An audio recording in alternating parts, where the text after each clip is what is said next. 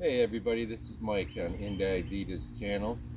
Well, today we're going to do something a little different. We're going to show you how we handle our chickens and how Vita and I built the chicken coop and the runs and the hoop coops and so forth and so on. So let's get started.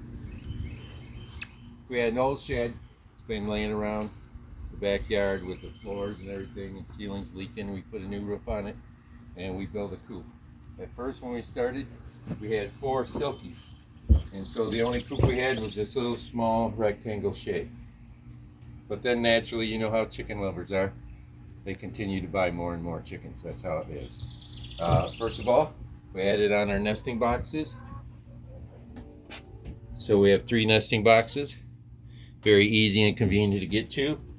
Our coop is very easy to clean. We take this off with just a couple hooks.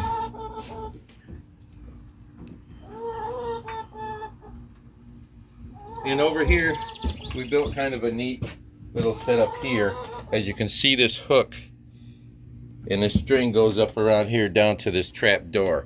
What we do is at night in the wintertime, we just shut the trap door and leave it shut for all night long when the chickens come into the coop for winter to support them from the cold air and so forth and so on. We have a timer here that turns this light on. So it activates it at 2 o'clock in the morning until 8 in the morning. And the chickens believe that there's still light outside because the chicken takes at least 14 to 15 hours of light to activate them to believe that they're going to lay an egg. So we kind of fake sunlight for them and daylight. And that kicks on at 2 in the morning during the winter when we have only 7-8 hours of daylight time. Then during the day, we just pull it up. The chickens go on out, our feeding things right here, and we have a water bowl that we put inside there that plugs into here that keeps the water from freezing throughout. This is how we built the chicken coop. A few perches and so forth inside. Let me take you outside here. This is a chicken run that we built strictly from pallets and little dog kennels, dog cages.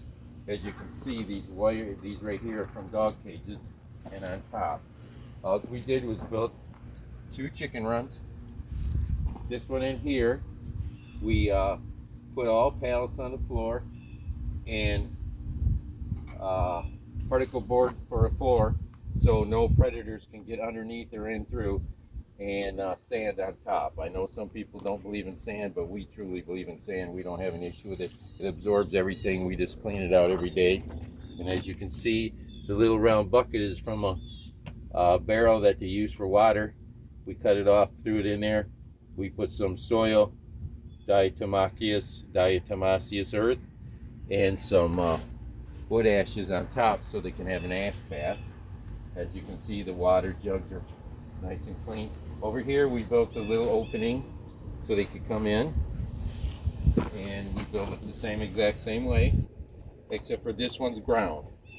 They love to come and pick at the ground. On this particular one, we took 4x4s and built a trench all the way around and put 4x4s inside the ground so that predators can't get up underneath it. So at night everything works out real good for them. They perch on the perches at night during the summer I should say, and that's where they stay all the time. They barely go in their coop, only to eat every now and then. What we wanted to show you is, I know when we get storms and rain and a lot of it, we just go ahead and roll this tarp up. We attach it with C-clamps to this gutter, and by the way, this is their water bucket. Whenever it rains, it's going to come down this gutter and into here so we can have water for them. It hasn't rained in a couple of days, but we just take these woods off of here and we unfold the tarp, and it comes all the way down here, wraps around here, and we just use bungee cords to tie it down. That way everything stays dry inside the 2 runs, and we don't have any issues with the wetness. Then we went ahead and added on this tunnel that goes from there to this coop, so they have so they think that they're free range and they'll go in and out of there. We also built a trap door here, as you can see, going around there, Vita, and show the trap door, please. trapdoor is very easy. We just set it up and we just shut it at night so no predators can get into these two. We shut it every night, no matter whether it's winter or summer, so no predators can get in. And because we just use chicken wire out here in the hoop coop, skunks and raccoons can dig through that, so we just leave that up through the day so they have someplace to go. Show them inside the hoop coop, please, Vita. Now that hoop coop there used to be a hay barn. Used to be.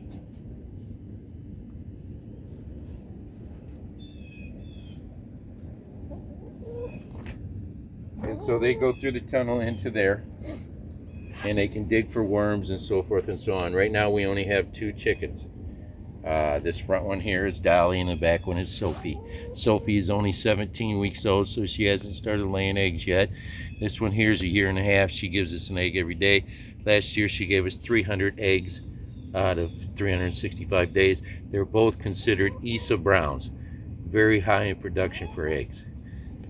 Since we had no place for hay for the chickens, and we'll show you next week our rabbits, we built a hay barn here, 6 by 6.5, just out of pallets.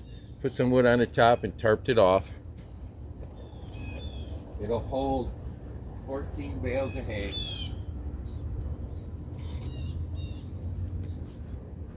Right now we have 9 bales in there and a few of the tools.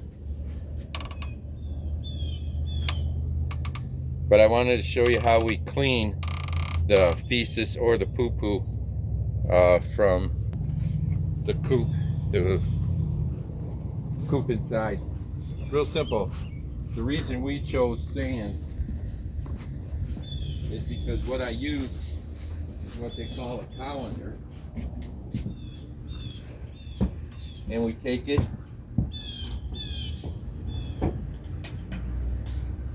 we lift up this lid here.